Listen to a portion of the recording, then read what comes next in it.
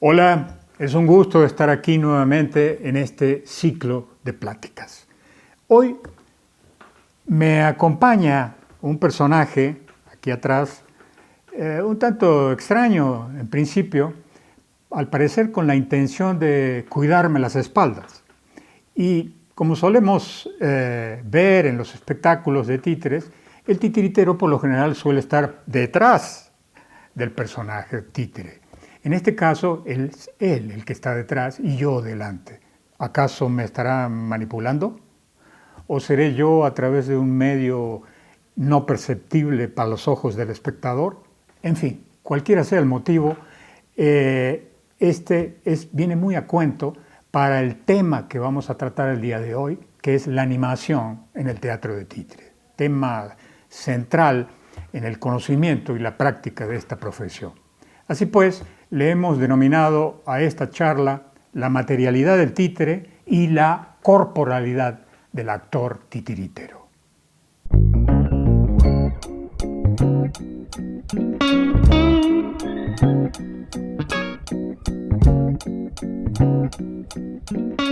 Quiero retomar para esta tercera plática el tema de la animación desde la perspectiva de esta peculiar relación entre el títere y el titiritero, y particularmente en la modalidad de titiritero a la vista y sus diversas variantes. Aproximadamente desde la década de los años 50 y 60, y con antecedentes desde principios del mismo siglo, el teatro de títeres ha ido paulatinamente convirtiéndose en una expresión escénica caracterizada por una mixtura de lenguajes. Las razones de esto son muchas y se extienden, diría yo, al arte en general, pero que no es tema para esta exposición. Lo cierto es que en la medida en que vamos profundizando en esta mezcla y amalgama de expresiones y manifestaciones artísticas, donde vemos, por ejemplo, concurrir a escena a actores, a titiriteros, a actores con máscaras, narradores, cantantes, en fin, ilusionistas, etcétera, etcétera. Los titiriteros pretendemos asumir y realizar prácticamente todas las funciones y roles. Y sentimos que hemos conquistado el centro del escenario a la manera del demiurgo soberano y todopoderoso. Fascinados como un niño con juguetes nuevos, comenzamos a jugar, a experimentar, a ensayar muchas y nuevas opciones. El panorama es inmenso. Hay que decir que toda esta investigación ha dado un enorme enriquecimiento plástico y formal. Ha permitido sin duda avances indiscutibles desde un punto de vista técnico y artístico. Por ejemplo, en la dinámica de escena entre actores y titiriteros, en la apertura a una mayor libertad creativa de los artistas, en fin, todo un campo que ha ofrecido elementos y recursos para el desarrollo, diría yo, de una dramaturgia variada, compleja y rica. Pero por otra parte, nos ha enfrentado a un terreno desconocido, resultado de estas fusiones. A veces descuidamos las especificidades de cada lenguaje. Por ejemplo, el cuerpo del titiritero se impone física y materialmente sobre el títere. El titiritero trata de mostrarse cada vez más, lo que lleva a acentuar los aspectos visuales, plásticos y dramáticos. En los hechos, hemos debilitado el valor y el alcance del títere, reduciéndolo en muchos casos a un mero auxiliar escénico o incluso a un visitante prescindible. Y muchos podrían decir, ¿y eso qué tiene de malo? Bueno, si estamos conscientes de una utilización del títere, digamos, desempeñando un papel marginal, casual o incluso caprichoso, y ello responde de manera coherente con una propuesta escénica más general, bueno, diríamos que no hay queja alguna.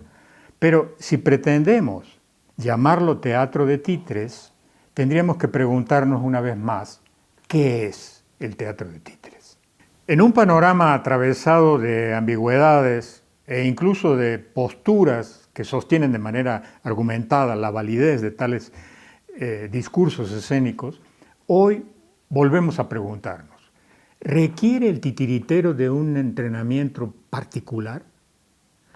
En tanto fuente generadora de movimiento y de voz, ¿de qué manera cumple con su tarea de imprimirle vida al títere? ¿Qué tipo de trabajo corporal y vocal necesita para ejecutar una actividad tan peculiar y compleja? ¿Qué decir de su desempeño como titiritero a la vista cuando puede eventualmente permanecer neutro o como contraparte, realizando el papel de narrador o como personaje o bien alternados? ¿Qué pasa cuando anima, por ejemplo, un títere híbrido? ¿Y cómo establecer una convención escénica correcta que permita aceptar estas modalidades y opciones de manera creíble? En mi opinión, lo primero que hay que comprender es el hecho de que tanto títere como titiritero conforman una unidad corpórea y tangible. Ana Alvarado, artista escénica argentina, especialista en teatro de objetos, enuncia lo siguiente: la manipulación es un montaje de cuerpos, el del actor y el del objeto.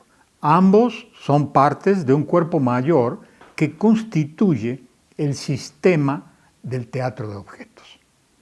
Me voy a permitir tomar prestada esta definición que alude al teatro de objetos para afirmar lo mismo, pero referido al teatro de las figuras animadas. En especial para esa modalidad donde vemos al titiritero en escena, animando al títere, ya sea este híbrido, de mesa o cualquier otra técnica. Así pues, en el acto de la animación se produce un montaje de cuerpos, el del títere y el del titiritero. Ambos son partes de un cuerpo mayor que constituyen juntos el sistema de representación de este tipo de títeres. Estamos hablando, y esto es importante señalarlo, de un cuerpo teatralizado.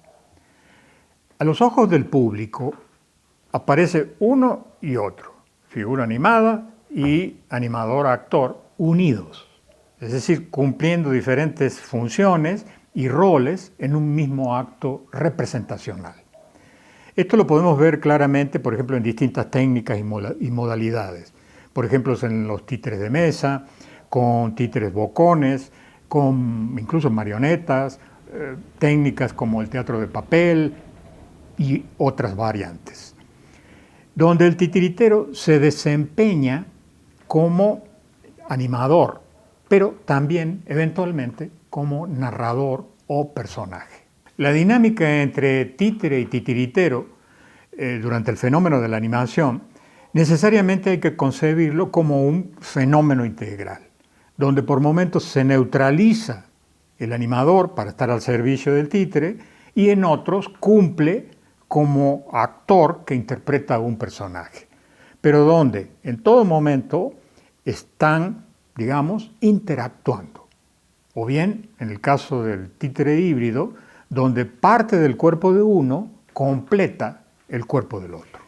En cierto sentido, podríamos decir que el actor titiritero cede una parte de su presencia al títere, de su energía, de su voz, y a la vez conserva otra parte para el personaje que ejecuta como actor, apoyándose, claro está, en una puntual partitura de acciones. El alcance de este enunciado no solo se refiere a un, digamos, acomodo funcional que permita compartir un mismo espacio escénico en tanto volúmenes materiales, es decir, como cuerpos que se mueven conectados, ¿no? Es decir, aquí uno, aquí el otro, te mueves así, te mueves así, ¿no? De esta manera se ve bien. No solo es eso, forma parte, pero no solo es eso, sino que están organizados para cumplir los requerimientos de una partitura escénica que supone la materialización de una propuesta dramática. Es decir, la obra es la que dicta de alguna manera este trabajo escénico a través del uso del espacio y de los movimientos. ¿Qué quiere decir esto? Que los acomodos adecuaciones y disposiciones que realizan los cuerpos entre sí e individualmente en el espacio responden a las necesidades expresivas que propone la situación dramática. Esto es, por un lado necesitamos definir cuál es el espacio dramático del títere. Y por el otro lado, simultáneamente, el propio cuerpo del animador, que está presente, como es obvio, para realizar y llevar a efecto la animación, pero que resulta un volumen visible que está ahí desempeñándose como tal y que eventualmente puede pasar a cumplir la función de narrador o bien de un personaje que alterna con el títere. Entonces, la definición de estos dos espacios y, digamos, la conjunción de ambos en un espacio representacional más grande es lo que me gustaría enfatizar a nuestra atención como creadores de espectáculos. Quiero enfatizar que no solo es importante enfocarse en la mecánica del títere, en tanto personaje, sino en una dinámica producto de la interrelación. Dicho de otra manera, la correcta mecánica del títere, en tanto personaje, es resultado cabal de un funcionamiento armónico, acorde y estructurado, pero sin embargo desdoblado con respecto al titiritero, asimétrico y conscientemente diferenciado. Esto que aparentemente, dicho así en palabras, suena complejo, y sin duda complejo en el ejercicio y la práctica, pues requiere de una estricta partitura de acciones. Entonces, no es correcto, por citar un ejemplo, en la modalidad de titiritero a la vista, o incluso neutro, valorar solo lo que hace el títere, olvidándonos de la presencia del animador, sin tomar en cuenta, por ejemplo, la postura, el ángulo, la actitud o incluso la composición general del cuadro. Valga entonces como comentario de pasada de la importancia de la presencia de un director, es decir, una mirada exterior que permita supervisar el correcto funcionamiento de estos sujetos actuantes, el títere y el titiritero. Esto que para los titiriteros resulta obvio, sin embargo, es contradicho muchas veces en escena en diversos espectáculos, ¿no? En donde el títere y el titiritero parecen como enfrentados en una lucha por el foco de la atención, por ejemplo, o bien en un desconocimiento de los límites que permiten individualizar cada personaje en turno que toma el foco de atención, lo que da por resultado una ventaja obvia del cuerpo del titiritero sobre el títere, del manipulador sobre el objeto, una falta de claridad, digamos, en el planteamiento y manejo de las convenciones escénicas. Tengo entonces que aprender a convivir con ese objeto llamado títere, acomodarnos en tanto volúmenes, o sea, su cuerpo y el mío, en un espacio teatralizado que puede presentarse con dimensiones y formas muy distintas y que me obligan a distintas posturas del cuerpo. Pero además, ese acomodo debe permitir una soltura en el manejo, por ejemplo, de los comandos o de las formas de animación, así como para una eficiente emisión de la voz. Por lo general el titiritero suele estar en muchas ocasiones en posturas muy incómodas, muy contrarias a lo que solía sugerir Stanislavski en cuanto a la relajación corporal y la concentración, que nos obliga a una forma de trabajo que requiere un entrenamiento específico, ¿no? Entonces, en el deambular por la escena, el personaje títere, cualquiera sea la técnica, obligan al titiritero a un permanente reacomodo de su cuerpo, a veces con grandes movimientos y otras con pequeños y sutiles, en una, digamos, proxemia ajustada, ¿no?